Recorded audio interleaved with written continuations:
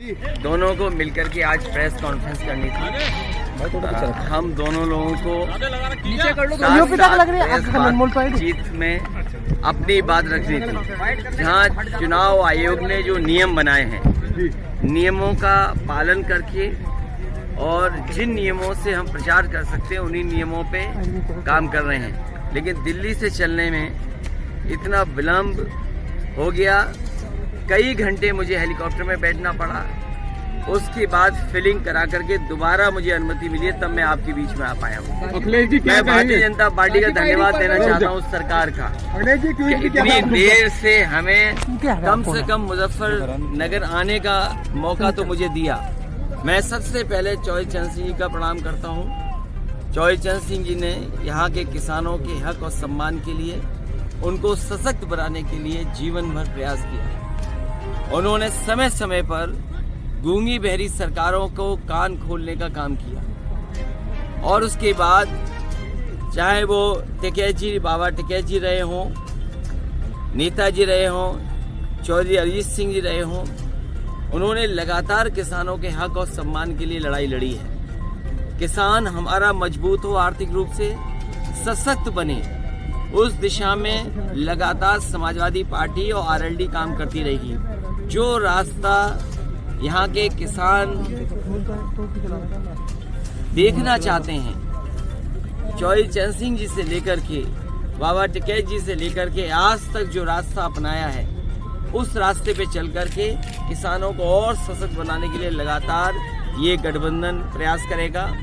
और मुझे उम्मीद है कि समय पर खाद मिलना, समय पर कीटनाशक दवाइयाँ हो, बिजली सस्ती हो, पैदावार की सही कीमत मिले, किसानों को इंतजार न करना पड़े अपने गन्ने के भुगतान के, उसके लिए समाजवादी पार्टी ने तय किया है कि farmers corpus fund, farmers revolving fund बना करके कभी भी किसान को 15 दिन से ज्यादा इंतजार करने नहीं दिया जाएगा।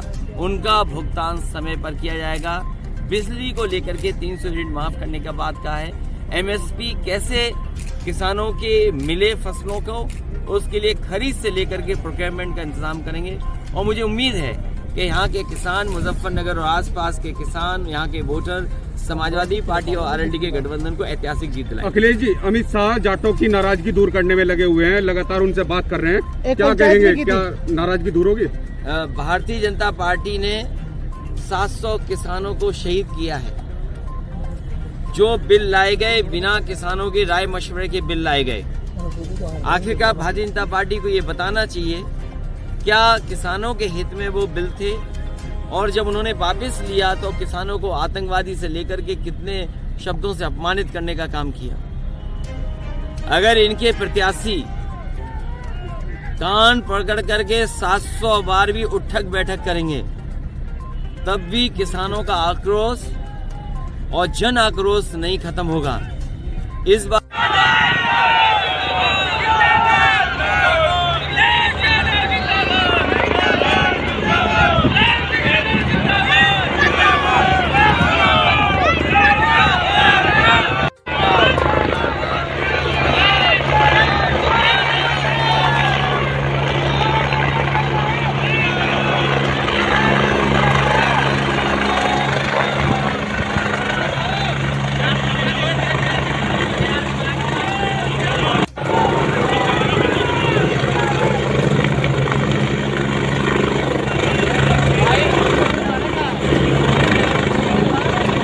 आंकड़े उनको पलट करके देखना चाहिए, और जब उसके आंकड़े देखेंगे तो पाएंगे कि सबसे खराब कानून व्यवस्था में अगर कोई प्रदेश है तो उत्तर प्रदेश है। और वहीं बड़े पैमाने पर भेदभाव हुआ है। भेदभाव के साथ साथ जो बड़ी बड़ी संस्थाएं, नेशनल ह्यूमन राइट कमीशन हो, उसने सबसे ज्यादा नोटिस उत्तर प्रदेश की सरकार को दिए हैं।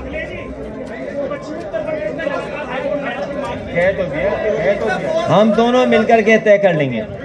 मैं सबसे पहले जयंत चौधरी जी का धन्यवाद देता हूं, और इसके साथ साथ मैं अपनी प्रेस के जितने भी साथी यहाँ उपस्थित हैं, मैं इस विलम्ब के लिए आप लोगों से क्षमा मांगता हूं। देरी का कारण मुझे नहीं बताया गया। मैं कई घंटे हेलीकॉप्टर में बैठा रहा। रिफ्यूल कराना पड़ा, उसके बाद मैं आपके बीच में पहुंचा हूं। मैं धन्यवाद देता हूं जिसकी भी कृपा से मैं आपके पास पहुंचा हूं। मैं पत्रकार साथियों का बहुत बहुत धन्यवाद। आज मुजफ्फरनगर में चुनाव की पहली प्रेस कॉन्फ्रेंस हो रही है। सबसे पहले मैं चौधरी चरण सिंह जी को याद करता हूं। चौधरी चरण सिंह जी ने जो रास्ता दिखाया था किसानों को मजबूत करने के लिए, उनको सशक्त करने के लिए, उनकी फसल पैदावार की सही कीमत मिल जाए और किसान का परिवार आर्थिक रूप से कैसे संपन्न हो। चौधरी चरण सिंह जी, बाबा टिकैत जी, नेताजी और अजीत सिंह जी ने लगातार समय समय पर सरकार को जगाने का काम किया। जो सरकारें गूंगी बहरी हो गई थीं, उनको जगाया, उस आंदोलन को आगे बढ़ाने का काम किया। मुझे खुशी है इस बात की कि आज जयंत चौधरी जी और हम लोग मिलकर के उस विरासत को आगे बढ़ा रहे हैं। ये चुनाव जहां किसान के भविष्य का है, नौजवान के भविष्य का है, व्यापार को आगे बढ़ाने का है, वहीं चौधरी चरण सिंह जी की विरासत को आगे बढ़ाने का भी है, जो किसानों को संपन्न बनाना चाहते थे।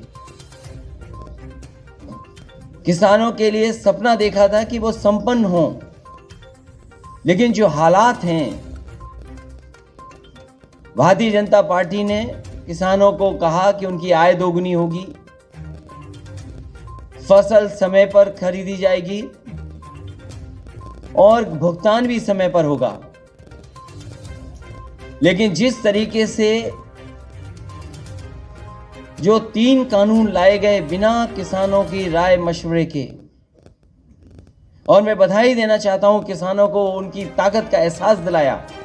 लोकतंत्र में किसानों ने एकजुट होकर के और सब कुछ भूल करके एक साथ खड़े होकर के मजबूर किया सरकार को, और सरकार को अंततः वो कानून वापस लेने पड़े। भारतीय जनता पार्टी आज भी नहीं कह सकती है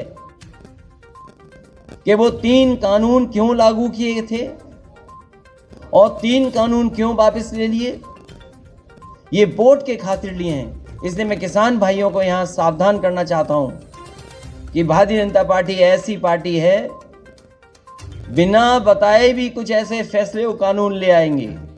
इसलिए मैं आरएलडी और समाजवादी पार्टी का गठबंधन है, किसान भाइयों को भरोसा दिलाना चाहता हूं कि कोई भी ऐसे काले कानून उत्तर प्रदेश में कभी लागू नहीं हो पाएंगे। जो भारतीय जनता पार्टी की नीयत है, जो उनकी मंशा है। समाजवादी पार्टी ने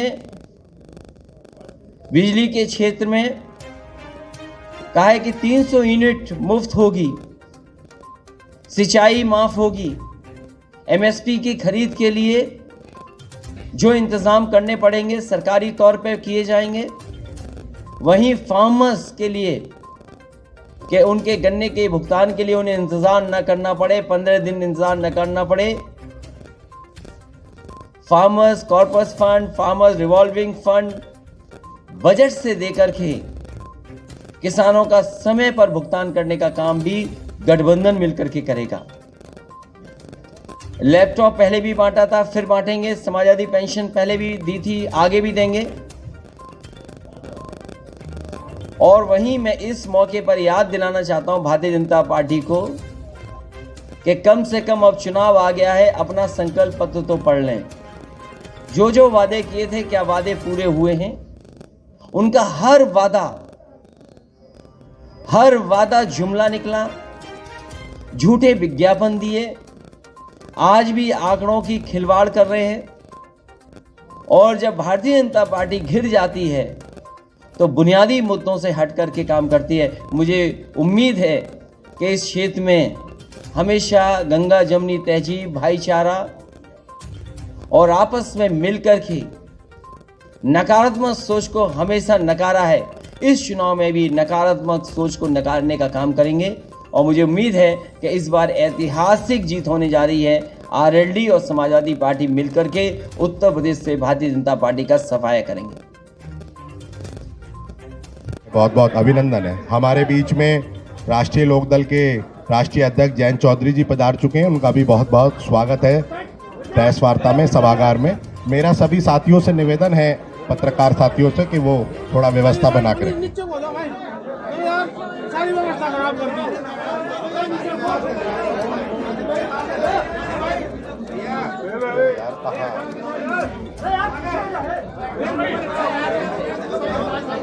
मनीष भाई, मनीष भाई,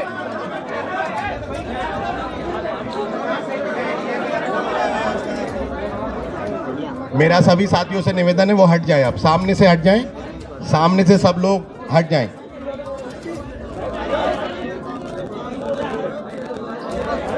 सर नहीं, मनीष भाई तो ज्यादा डिस्टर्ब कर रहा है, एकदम आया और आकर सरोज में बैठ गया फ्रेम में। मेरे नहीं आ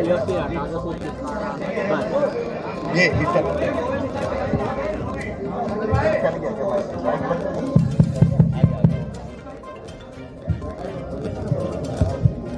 सभी हम और आप बहुत समय से इंतजार कर रहे थे और अखिलेश जी के साथ जो भी कुछ हुआ उन्होंने ट्वीट भी किया है। खैर, हम और आप जिस उत्सुकता से इंतजार कर रहे थे, बहुत लोग संशय भी लगा रहे थे संगम होगा कि नहीं, लेकिन हमारा तो संगम पहले ही हो चुका। हमारा निर्णय ठोस है। उत्तर प्रदेश में जो हम विकास करना चाहते हैं, जिस तरह से भाईचारा और चौधरी चरण सिंह का जो समीकरण था, मूल रूप से किसान का मेरा वर्ग को संगठित करना, जो उनकी मुख्य लड़ाई थी जीवन भर, उसे आगे बढ़ाने के लिए हमने गठबंधन किया। और आज एक ही चेहरा है पूरे उत्तर प्रदेश में जिनके पास अनुभव भी है, विजन भी है और कार्य करने की क्षमता है। तो मैं आभार व्यक्त करता हूं और मुजफ्फरनगर की इस क्रांति भूमि पे, किसानों की धरती पे अखिलेश जी का स्वागत करता हूं।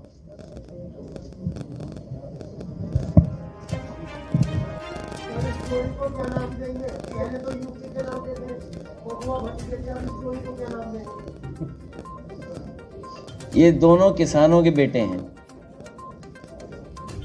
किसानों के हक के लिए आखिरी वक्त तक लड़ेंगे और इसीलिए मैं जेब में एक पोटली लेके चलता हूँ, लाल टोपी और लाल पोटली।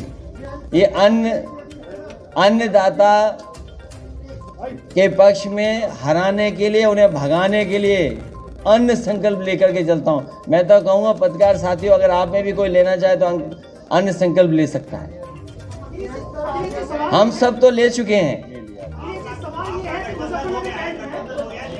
अन्न संकल्प ले लिया हमारे अध्यक्ष जी और सब लोगों ने।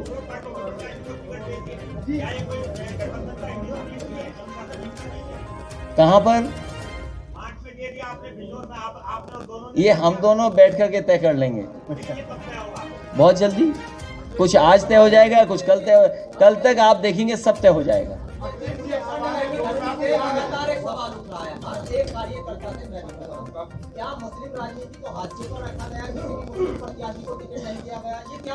ये गंगा जमुनी तहजीब है, गंगा जमुनी संस्कृति को मिल करके आगे बढ़ाने का काम कर रहे हैं। नेगेटिव पॉलिटिक्स को ख़त्म कर रहे हैं, नकारात्मक पॉलिटिक्स को ख़त्म कर रहे हैं।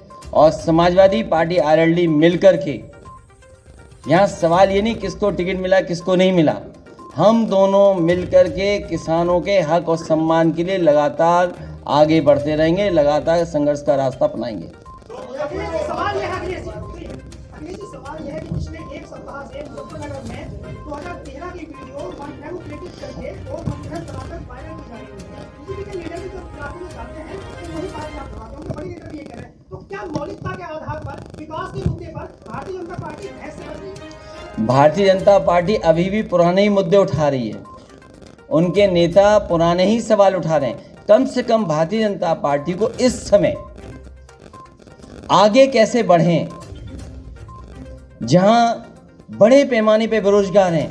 आप देखिए क्या हुआ है बिहार में, क्या हुआ है अयोध्या प्रयागराज में, कितने बड़े पैमाने पे नौजवान बाहर निकल करके आए। किसकी जिम्मेदारी थी परीक्षा को सही ढंग से कराना? आरआरबी एनटीपीसी को लेकर के जो आंदोलन कर रहे नौजवान, कितना अपमानित होना पड़ रहा है उन्हें। सवाल ये है कि नौजवानों को नौकरी रोजगार मिलेगा कि नहीं मिलेगा, लेकिन भारतीय जनता पार्टी से बात नहीं करना चाहती है।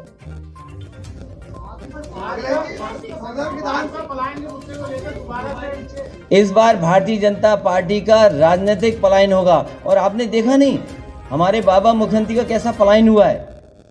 वो पहले अयोध्या से टिकट मांग रहे थे, मथुरा से टिकट मांग रहे थे, प्रयागराज से टिकट मांग रहे थे। भारतीय जनता पार्टी ने ऐसा उनका पॉलिटिकल पलायन किया है कि उन्हें घर भेज दिया वापस। इलेक्शन में जिस तरह के घोषित प्रतिबंध है सर, जिस तरह के घोषित प्रतिबंध इलेक्शन पर है, आपको लगता है इस तरह की कल्पना आपने इलेक्शन की थी? भारतीय जनता पार्टी के लोग पर्चा भी बांट रहे हैं तो कोरोना फैलाने के लिए बांट रहे हैं ऐसे करके। उन्हें ये नहीं पता इलेक्शन कमीशन को ऐसे लोगों को एकदम रोक देना चाहिए जो ये भूल गए हों कि कोरोना फैलता कैसे है। मुझे खुशी है यहाँ जितने भी पत्रकार बैठे हैं और हम लोग सब जो इलेक्शन कमीशन की गाइडलाइन है उसका पालन कर रहे हैं।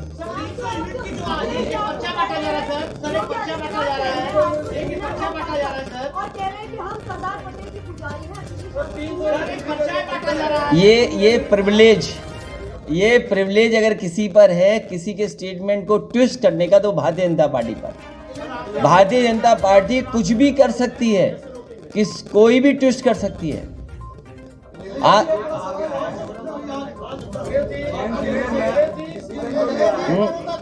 ये तो क्योंकि विभाग मेरे पास नहीं है, विभाग तो केंद्र सरकार के पास है, वही बता सकते हैं। विधानसभा से 2 बार आपके चुनाव लड़ चुके हैं गौरव स्वरूप। आज उनके भाई जो है बंटी स्वरूप को आपने टिकट दिया है, उनके भाई आज जो है उसमें शामिल हो गए भाजपा में, तो क्या कहेंगे आप? चुनाव से पहले बहुत सारे लोग जाते और आते हैं जिन पर व्यापक समर्थन था, जिनके पास व्यापक जन समर्थन, जनता खड़ी थी साथ। वो देखिए समाजवादियों के साथ आए कि नहीं आए, अभी तक उसकी भरपाई भारतीय जनता पार्टी नहीं कर पाई।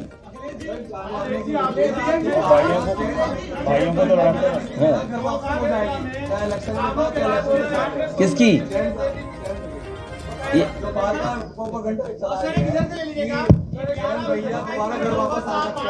आप किस पड़ोस में रहते हो? मैं उस पड़ोस में नहीं रहता, ना मेरा घर है वहाँ।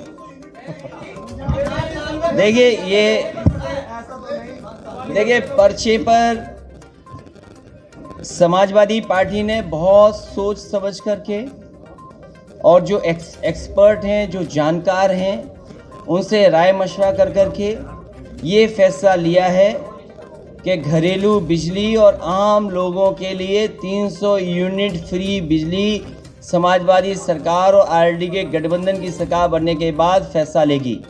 और मैं इसलिए कह रहा हूं कि आप सब लोग जानते होंगे 4.5 साल से मुख्यमंत्री जी के आपने स्टेटमेंट सुने होंगे, लेकिन मुख्यमंत्री जी ने कभी भी बिजली के कारखाने का नाम नहीं लिया होगा। भारतीय जनता पार्टी की सरकार में अगर वो कारखाने बन गए होते तो आज उत्तर प्रदेश में इतने महंगे बिजली के बिल नहीं देने पड़ते। इसलिए सिंचाई माफ और 300 यूनिट माफ होगी, फ्री मिलेगी, बिल नहीं आएगा। और इसलिए कर सकते हैं क्योंकि जो सरकार को बिजली मिलती है वो सस्ती है। मैं याद दिलाना चाहता हूं केवल एक बिजली के कारखाने का जो नेताजी के समय पर उत्तराखंड में श्रीनगर में लगा था, आज भी उसकी बिजली सबसे सस्ती है। जो एनटीपीसी से पुरानी बिजली उत्तर प्रदेश को मिलती है वो भी बहुत सस्ती हैं। कि 2 बार सरकार बन गई, उसके बावजूद भी बिजली का कोटा उत्तर प्रदेश का नहीं बढ़ाया। और जैसे ही समाजवादी पार्टी ने तय किया कि 300 यूनिट फ्री मिलेगी, भारतीय जनता पार्टी ने कहा हम भी बिल आधा करेंगे। तो हम भारतीय जनता पार्टी से कहेंगे कि अगर आज आधा बिल कर रहे हो तो आपने 4.5 साल क्यों वसूला पैसा? क्या आप जनता का पैसा वापस करोगे? और बिजली के कारखाने का नाम अगर एक बार भी सुना हो मुख्यमंत्री जी के मुंह से तो बता दो, 3x660 super critical thermal plant. वो अभी तक 4.5 साल में बिजली के कारखाने का नाम नहीं रट पाए। 3x660 super critical thermal plant.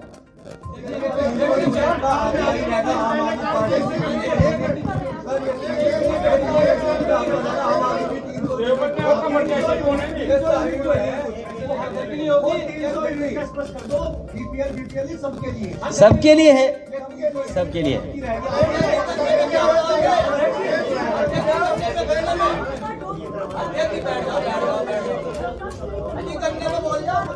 गन्ने का भुगतान 15 दिन के अंदर होगा और किसान को कभी भी 15 दिन से ज़्यादा इंतज़ार नहीं करना पड़ेगा।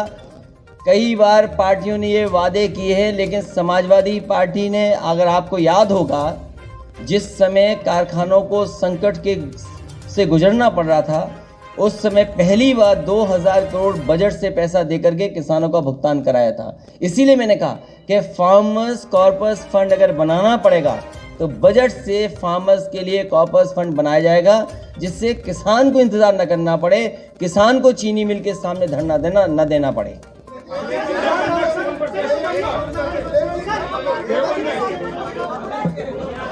देवबंद में पुराने वाले नहीं, पुराने वाले राणा।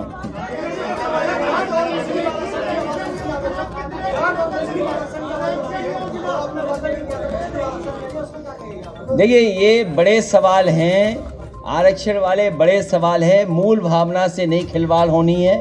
और जिस समय समाजवादी सरकार थी तो लाभकारी योजनाओं में भी हर वर्ग के लोगों को आबादी के हिसाब से देने का प्रयास किया गया था।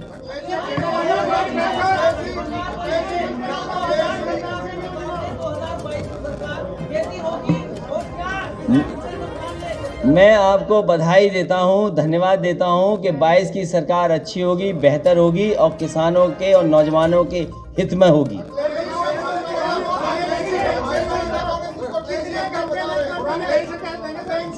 हाँ, मैं आपसे बहुत जिम्मेदारी के साथ ये कहना चाहता हूं कि जैसे ही समाजवादी पार्टी कोई अच्छा काम तय करती है या अच्छे काम के लिए फैसला लेती है जनता के लिए, उसी समय मुख्यमंत्री जी की भाषा बदल जाती है।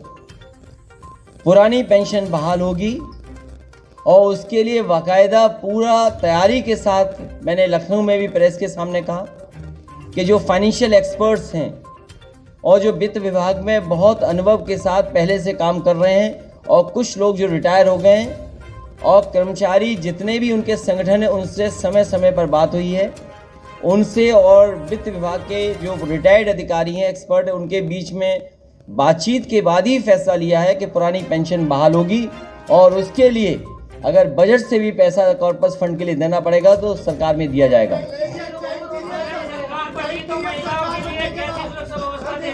महिलाओं के लिए बेहतरीन सुरक्षा होगी, उनके लिए पहले भी सुरक्षा देने का काम समाजवादी सरकार में हुआ था।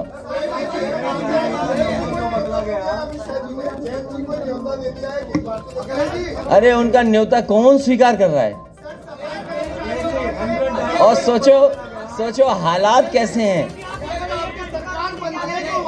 देखिए उनके हालात कैसे हैं, हालात कैसे उनके, सोचो न्योता देना पड़ रहा है।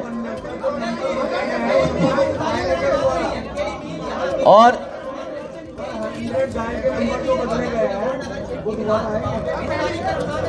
क्या चीज?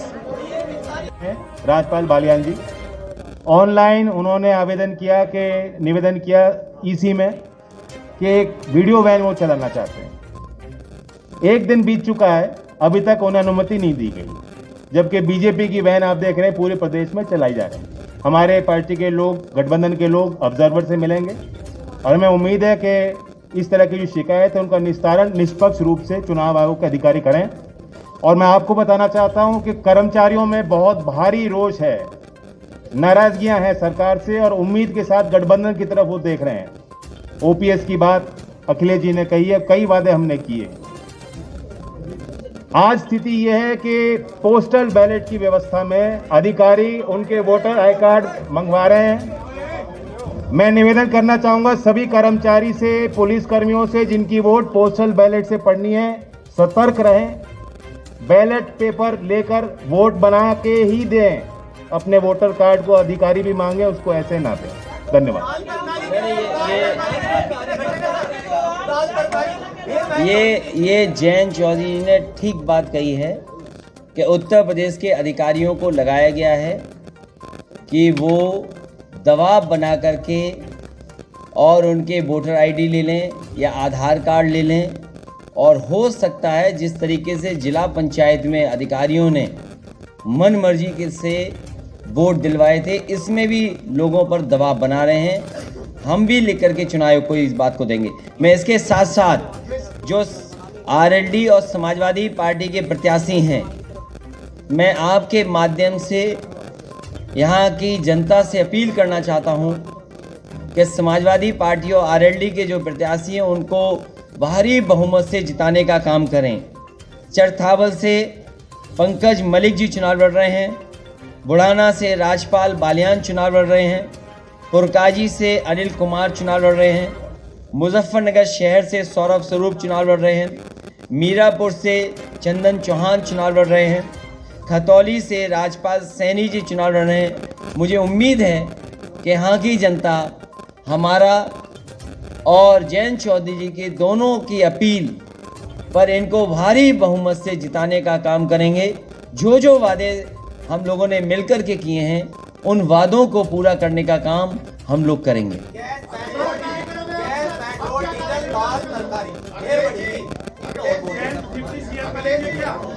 ये जानबूझ करके भारतीय जनता पार्टी लोगों को गरीब बना रही है, जिससे किसान गरीब निर्भर हो जाए। सरकार तो बनाओ आप। ये 100 नंबर जो बदल गया, इसमें गाड़ियां और दी जाएंगी, एम्बुलेंस बढ़ाई जाएंगी। मैं राकेश जी को मैं समझा दूंगा, हमारे रथ में बैठेंगे। जो पत्रकार अपना सुझाव देंगे वो शामिल करेंगे, जो पत्रकार साथी कहेंगे और जो सुझाव देंगे, जो सुझाव मानने लायक हैं वो स्वीकार किए जाएंगे। मैं पत्रकार साथियों से भी अपील करता हूं, हमारी मदद करें।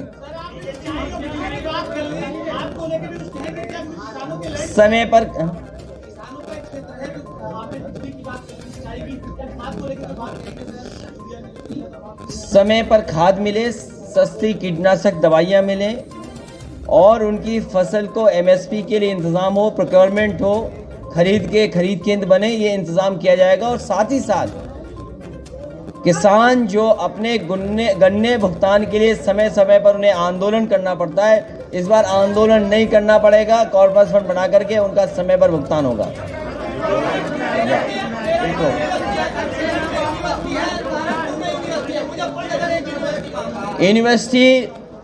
यूनिवर्सिटी बनाने में केवल वाइस चांसलर अपॉइंटमेंट करना होता है। आप जहां कहोगे वहां अपॉइंट कर देंगे। आप यूनिवर्सिटी कॉलेज के लिए कोई प्रस्ताव लाएगा, उसको सहमति देंगे। अगर कोई प्राइवेट यूनिवर्सिटी भी खोलना चाहेगा तो सहयोग करेंगे, सरकारी खोलना चाहेगा तो उसमें मदद करेंगे, बना दी जाएगी। मैं जो हमारे पत्रकार साथी कहते हैं यूनिवर्सिटी बननी चाहिए, यूनिवर्सिटी बना देंगे। एम्स हमारे हाथ में नहीं है, लेकिन अगर ये एक महत्वपूर्ण बात है कि जो अस्पताल को लेकर के कह रहे हैं कि बड़ा मेडिकल कॉलेज हो, ये किया जा सकता है कि एम्स के लिए प्रस्ताव भेज देंगे और एम्स के लिए जो जो समाजवादी सरकार में केंद्र सरकार चाहेगी वो सब सहूलियत दी जाएंगी। और मुझे खुशी है इस बात की कि जितने भी एम्स उत्तर प्रदेश में अभी तक खुले हैं, दोनों एम्स में ज़मीन समाजवादी सरकार ने ही दी है।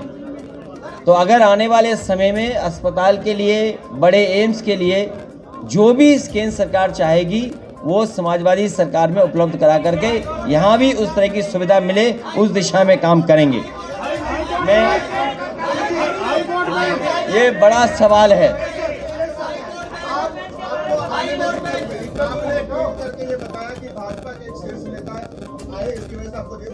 नहीं, मैंने ये नहीं कहा। मैंने कहा कि कुछ देर पहले भारतीय जनता पार्टी के नेता फ्लाई करके गए।